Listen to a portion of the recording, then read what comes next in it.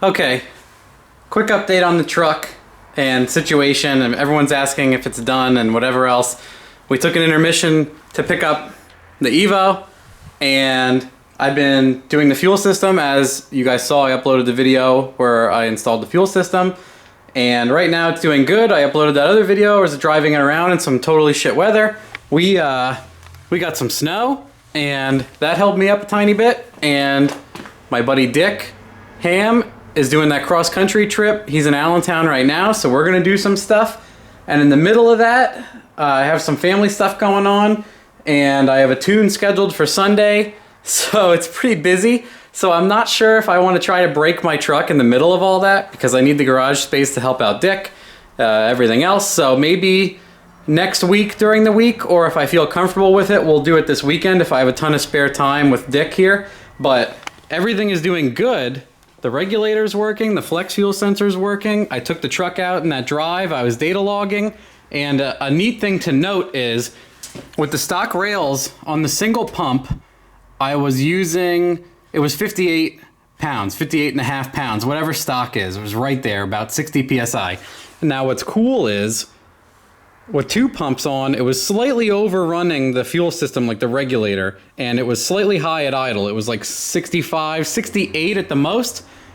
And what's neat here is everybody had a fit that the 3/8 wouldn't be enough to return it.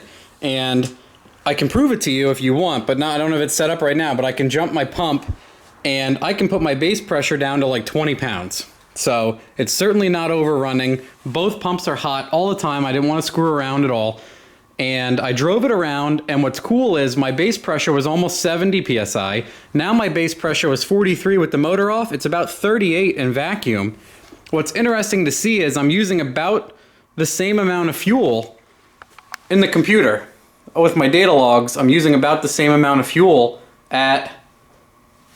I could only roll into it to like 12 pounds of boost, and it was like tiny spikes because I would fucking spin my tires and almost crash off the road because I was driving in the rain and whatnot with these, and some spots were dry, and I'm like, damn, this thing hooks, and I'd roll into it hard, and then it would spin, and you know, it was sketchy as hell. But anyway, it looks like it's already doing good. I'm at a lower base pressure. I'm using the same amount of fuel.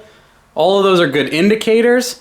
Now what we're gonna find out is, because there's certainly no issue with my supply, because of it has 5/8 fucking lines all the way up to the rail.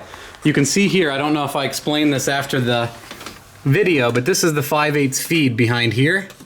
That's the 5/8 feed. It goes into a 5/8 T fitting, and then it has 90s, and then these are equal length into the back of the rails, and the rail is 1/2 inch inside diameter, so the feed is larger than the rail. Then those are 3/8 into the regulator, and then 3/8 return. So now what we're gonna find out is we're gonna watch fuel pressure during dyno pulls, and I'm gonna slowly go up about, you know, we'll start at 700, it makes 714 on wastegate, and then we're gonna go 800, 900. I was starting to run out of fuel pressure around 900 before, so this will be interesting because the supply is not the issue now. I mean, the lines are not. So the issue I might be having now is it's just not enough pump. I mean, sometimes people struggle to make 4 and change through an auto with a lot of loss with one of these 450s. I've seen it on the dyno. Well, gasoline, you can go 700 because, I mean, it's gasoline. For when you go ethanol, you need roughly 50% more fuel, sometimes 58% more fuel. It takes a lot. It's very demanding. So we'll see how this does. Part of my issue, I think, was I mean, let's just go over here. I think it's still over here.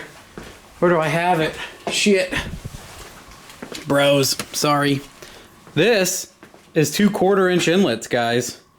1/4 inch, and then this is a 3/8 out. Each of those pumps is 3/8, so you're necking both pumps down to 1 pump worth of flow. And right now, it's 3/8 in, and it's that 3/4 fucking out, and it's that huge hose feeding the rails.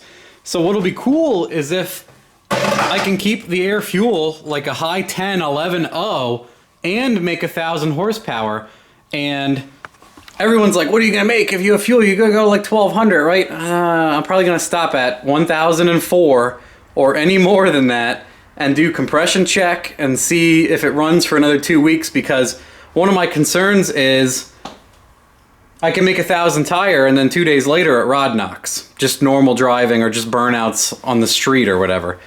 So I'm worried about that. Obviously, I've never pushed one that hard. So what else I would like to try is I would like to make 1,000 and have it not blow up, which I was close to before, but a lot of people get this a little screwed up, I think, but I was out of fuel way before I pushed harder and I knew what was going to happen. So it's funny that people are surprised, but I was asking for it, and I am lucky enough that barely anything happened for doing that. So it wasn't a very harsh lesson either. And I would like to go to the track and make a pass, obviously, since my converter is really good and it's also a lockup. On low boost, I could probably go high 9 super easy. So I would like to do that.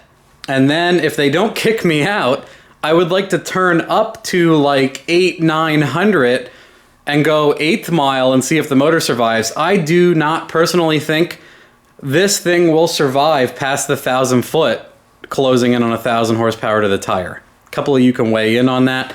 This truck's 3850 with me in it and a full tank, and for it to take that kind of load that long, I'd rather do 8th mile and go like 590 at 122 in the 8th. That would be fucking impressive, flat out. If people don't know 8th mile times, that's really fast. That's fast. 590 in the 8th is way into the low 9s. It's fast. I'll just say that. So that's the gist of all of this. If I feel like being a masochist, I can blow this thing up or try to lean on it a little. Maybe we'll go and I'll just make a low boost pull and maybe try to make 850 and compare with my other data logs and see if I'm doing better or not. But I'm not sure right now if I'm going to have the time to do all of that and watch the fuel pressure and everything else. I'd like to get Mark and John Martin or some other people up here help me watch my shit and wear like a fucking face mask while they're standing over here watching that fuel pressure gauge. Maybe we'll just put a GoPro on it and stay out of the fucking room. But I figure some people were waiting for an explanation and waiting for it to go on the dyno, and it's going to be soon. It's going to happen soon. Everything's doing good, taking my time a little bit. This is like the 5th time I've run out of fuel. I'm tired of it. So I'm just going to push up on it, and if I start losing fuel pressure at all, I'm going right for the 3rd pump, and that's the end of the show. And I'm probably going to put a massive, like an 8 gauge wire, like a battery wire to the fucking pumps, just to make sure they're getting stupid amounts of voltage. And then I data logged my voltage, and it is in the 13s. It's like 13.0, even at almost 7,000 RPM. So I think the alternator and the supply and everything's fine. So, you know, all of that combined, we're just going to watch it. Obviously, the key to keeping these things alive is keeping them a lot of fuel. They'll be, you know, keeping it cool and everything else. So that's the update for now. Let me know if you have questions about this. I think I covered all the bases. Hopefully I didn't ramble too much. And today is Friday, so there's going to be Friday mail time going on also. So look for that. And that is all. That's it for now.